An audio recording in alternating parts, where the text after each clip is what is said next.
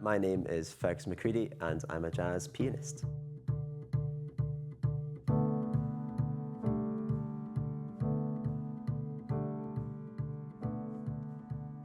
I've been playing music since I can remember, actually. I think about maybe 5 or 6, my parents got their first piano in the house and I used to kind of play that, and then started getting lessons and doing the grades.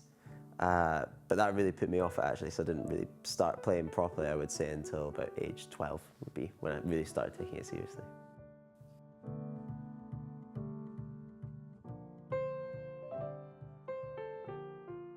I always really loved listening to all music, actually. I was really into folk music and classical music when I was younger, but then everyone else was into like all the chart stuff.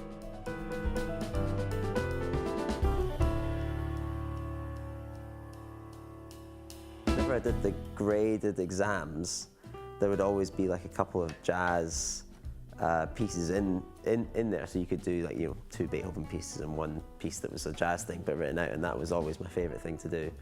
And then eventually my classical teacher at the time said, oh, you should go in this jazz course, and so I went on the jazz course with this teacher called Richard Michael, and it just totally blew me away, and just the way he talked about how fun it is to play jazz and how much musical and sort of artistic freedom there is in it, that was an instant selling point.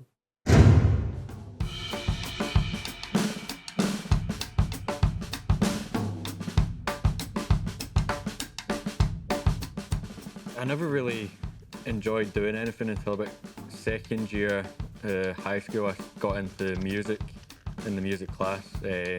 Drumming was the only thing that I could do, and it stuck with me. And then my teacher for the drum lessons was running this jazz band in Renfrewshire, and he invited me to come along and play at it. It was made up of a bunch of high school students across Renfrewshire. And yeah, that's what got me into the jazz. My favourite jazz artist, I would say the Dave Brubeck Quartet, especially the album Time Out, because that just really explored the way of doing jazz. My drum teacher right now, Tom Bancroft, his name is, he learned from Tom Morello, went to America and studied with him. My experience at RCS was I spent a lot of time in the building practicing. So I was there, I would go through phases of being there when it opened at 9 to when it closed at 10, so over 12 hours in the building. But that wasn't necessarily always practicing there. A big part of it was actually the social aspects of hanging with other musicians, figuring out what they liked as well, playing pool with them. There was a good pool table in the college. And just like making those sort of lifelong friends that I still make music with now.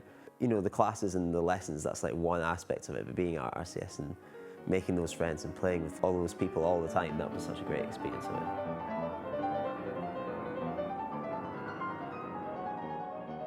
The way that jazz is taught in the RCS, I think, is a little different to a lot of other places. There's like a real emphasis on the tradition, so on playing the authentic styles of jazz that have existed previously, and there's obviously there's a lot to be said for being able to do that as well. And the RCS does have that, but it also has a really big emphasis on composition and finding your own voice, and I think that was a really big thing for me that I really wanted to do.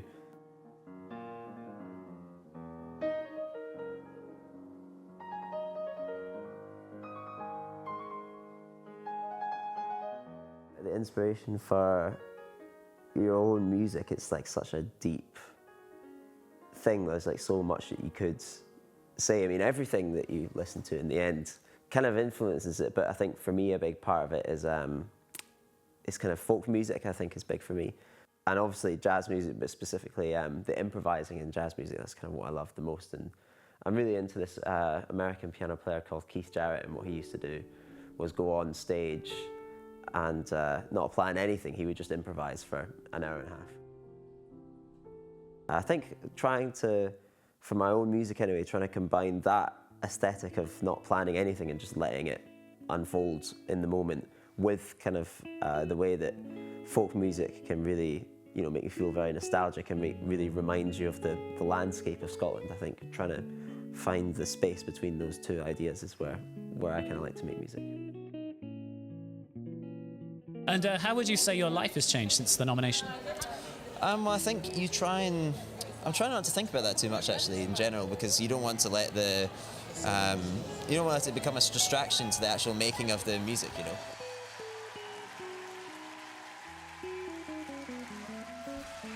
To win the Scottish Album of the Year award, to be the first jazz artist to do that, I was very honoured to kind of lead the charge for jazz music in this country in that way, and then to be in the Mercury Prize amongst all these like sort of more mainstream artists, that was a very surreal experience. So it was amazing. It was a great thing to do.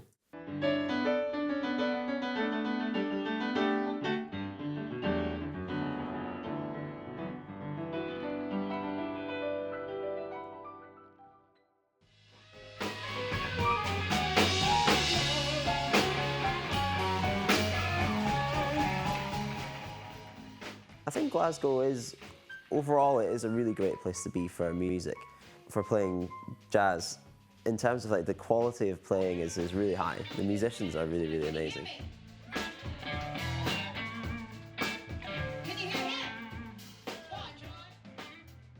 Maybe one frustration that myself and some other musicians have is that the amount of actual like local gigs going on has become a little bit less over the past few years. I think a lot to do with cost of living and a lot to do with COVID, but then that's kind of coming back now, I think, with the Basement Jazz Cafe happening, Garnet Hill, and the session in Butterfly and Pig's still going really strong, and there's one in Block as well. So as more of these sessions come back, I think that's what the scene like needs the most. But I think it's a really great place because, like I say, there's so many good musicians, and it's not... If I was living somewhere like London, for example, where there would maybe be more of those weekly gigs, but I would have to do a lot more of the work that maybe I didn't want to do to kind of keep myself financially afloat. Whereas here in Glasgow, it's much more affordable, and I think people are much more relaxed and much more creative as a result. I think the jazz scene in Glasgow specifically has resurged a lot. I feel like right now it's definitely on the rise. I'm hearing a lot more about jazz gigs or meetups or anything like that, especially in Glasgow. I think COVID played a huge impact on the scene. It helped and hindered in some parts, like the Blue Arrow Jazz Club in Glasgow shut down because it just wasn't making money. That's one less venue. It was like the big jazz venue of Glasgow.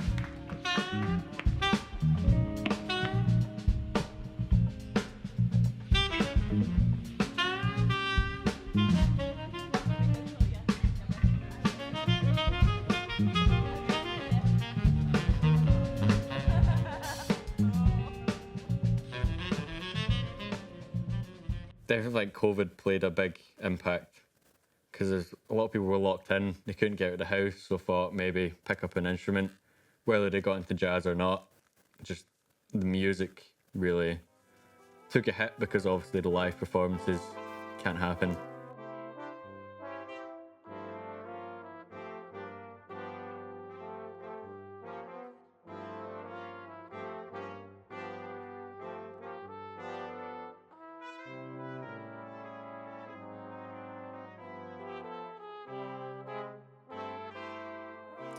Well, it's an impossible question to answer the future of jazz, but I mean, it's impossible to answer. Jazz has changed so much over, like, it's a really new genre of music in a lot of ways. So I think wherever the world goes, jazz generally tends to follow it. So it'll just depend on that, I suppose.